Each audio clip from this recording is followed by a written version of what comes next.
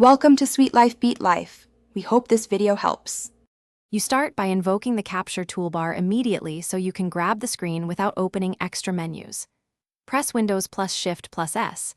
This launches Snip and Sketch Overlay.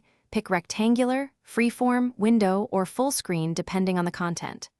Once done, the image copies to the clipboard automatically and a notification appears. Click that to open the Snip and Sketch editor. If you plan multiple captures, keep the overlay keyboard shortcut in mind and make sure clipboard history is enabled for quick access. After you open your snip in the editor, immediately use the pen, pencil, and highlighter tools to annotate important areas. The crop tool trims extraneous space, and the ruler helps precise lines. You'll want to save the result. Press Ctrl plus S to select folder, file name, and PNG, JPG, or GIF format. Once saved, you can also copy the edited image back to the clipboard or use the share button to send it via email or messaging. Make sure to confirm the saved file name and location so you don't lose edits.